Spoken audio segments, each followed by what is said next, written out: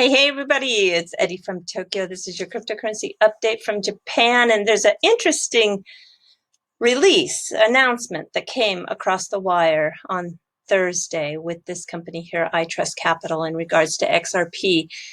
And if you don't know, iTrustCapital is the leading digital asset IRA trading platform. It gives people a way to buy cryptocurrencies and gold in real time through their retirement accounts. They're IRS compliant, and it's an investment platform where you can move money from your IRA into crypto at much lower cost, like 90% at times lower than mainstream IRA companies. And yeah, if you know Kevin Cage, which I'm sure if you're in the XRP community, you do, he does quality work. This is something that he tweeted out on February 13th.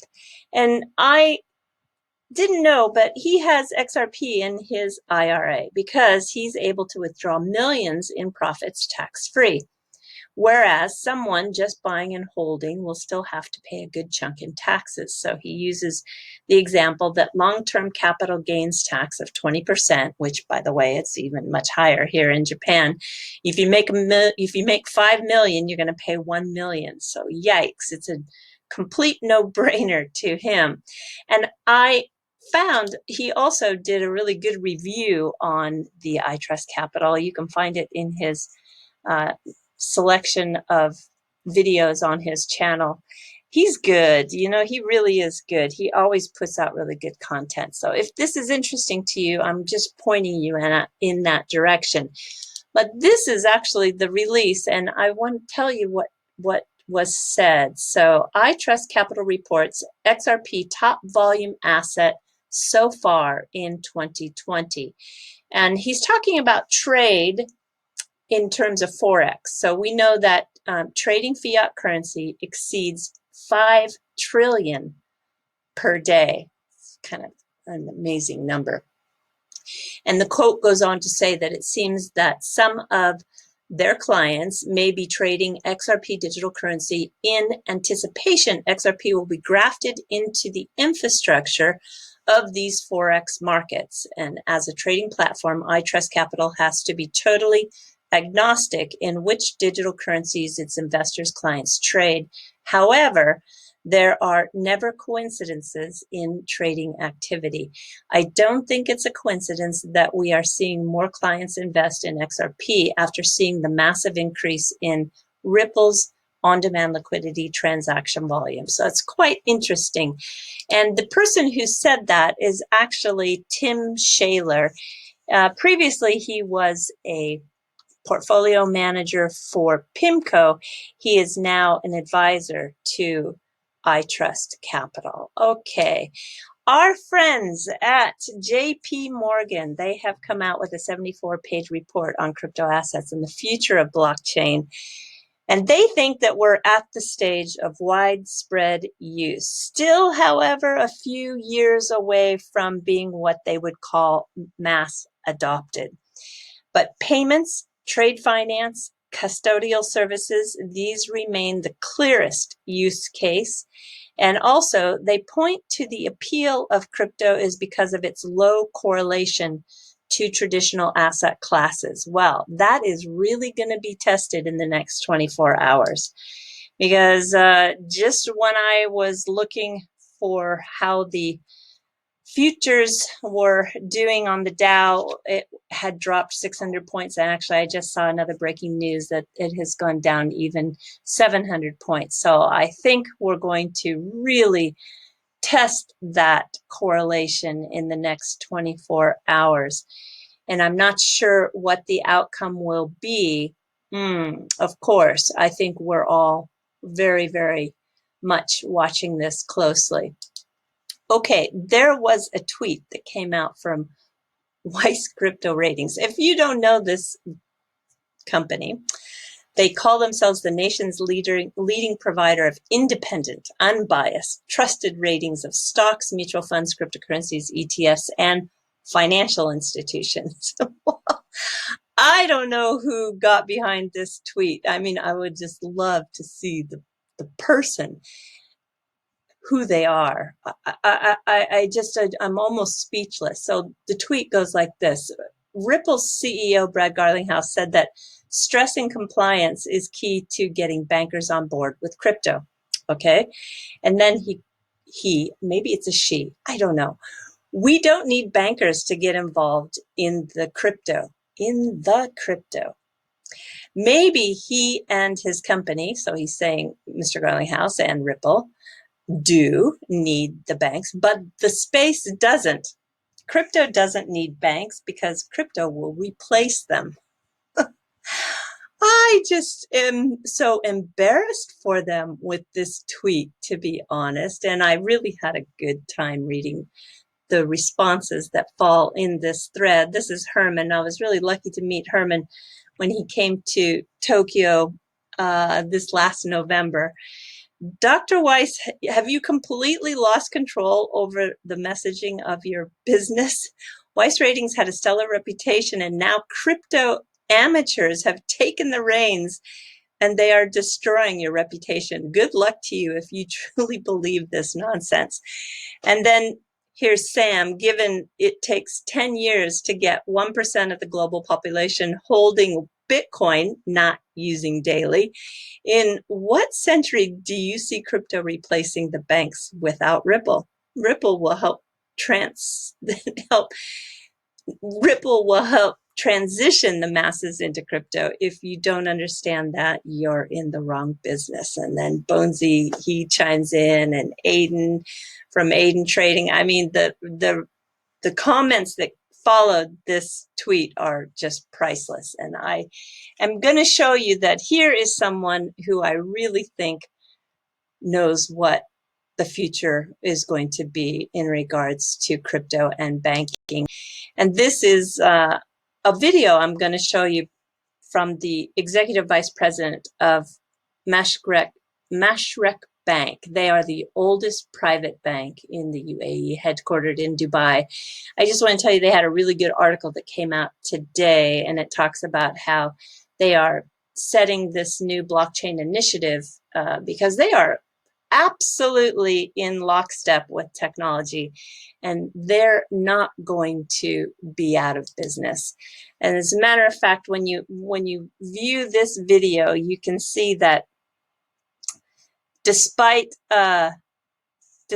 what others may think,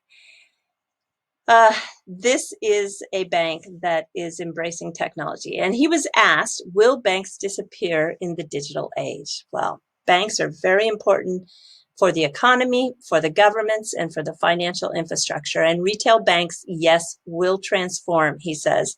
Banks are driven by consumer demand, and they are going to be enabled by new technology that's coming into place. And that banks are going to collaborate with fintechs and with other technology companies and with other non-bank players. So the new future is collaboration. And I just am totally in agreement with him. All right, I'm going to just tell you that I think a lot of you heard that SBI was going to give XRP to its shareholders as a benefit. And that was talked about in the presentation for the investors' presentation for the quarterly results. But it is official. It finally came out in a news release on the 21st of February. So it wasn't just talk. It really, truly is going to happen. And I think that is very interesting because it is one step closer to this mass adoption. All right, everybody, let's see. I do want to talk about Monero.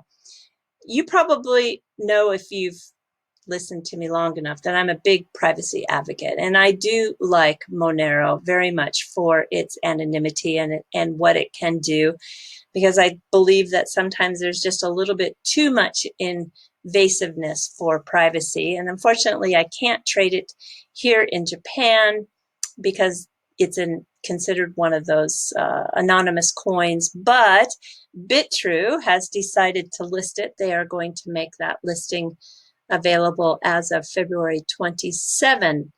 They will open up the deposits and withdrawal for that. And I'm just really happy for the decision that BitTrue made in bringing Monero onto their platform. So that makes me feel happy. Okay, everybody, let me show you some beautiful artwork. If you do a hashtag crypto art, you'll find that there are just a lot of really creative people doing wonderfully beautiful work with mixing art and crypto together. And I found this Tezos, and I just thought, oh, that is beautiful. I love it. I'm going to share it with you. Okay, I do now want to jump to the fluff. Well, Japan is just always a little wacky when it comes to food. And now in the vending machines, there is an option of warm water. Who would have thought of that? So if you want a coffee or a hot tea, and now one of the choices is a hot water. Unbelievable. I just think that's, yeah, I don't know. I just think they'll try anything here, at least try anything once. And then in regards to the seasonality, we always see a lot of over-the-top things for the cherry blossom season. And this is another one. This is a pop-up bar in Shibuya, and they are focusing on what's called sake in United States, but it's pronounced sake. And actually, the real term for sake is nihonshu. And this is a nihonshu bar that's called the Sakura Chill Bar. And you can get into the actual area that is full of cherry blossoms. And it is just really been designed for what's called Insta here in Japan. And that's the ability to capture an Instagram moment. And there is always this thought now of creating an environment that attracts people so that they can add something fun and exciting to their Instagram. So influential to how people are designing their space these days. And this looks just quite nice, actually, out of the elements. I have spent many of cherry blossom viewing nights, especially freezing, because it's still very chilly at nighttime here in Japan, even at the end of March. All right, I will tell you, though, it's a collaboration with Saga Nihonshu. And Saga is a prefecture in the southern island of Kyushu. They are lucky to be blessed with good quality rice and great water, and they make some really good Nihonshu in that part of Japan. And if you do go down there, you can actually walk the old street that dates back to Edo period. This is, 16, 1700s that they have been making this Nihonshu, and there's a brewer's street. I just love it. I have not been there. And it's also, if you're into the samurai culture, it's one of the places in Japan that has actually saved the original old residences of the samurai class. Very fun. All right, everybody, do take care. Sign off for now, and hang on, because we're in for, I think, a very dramatic day in the markets. Take care. Bye-bye.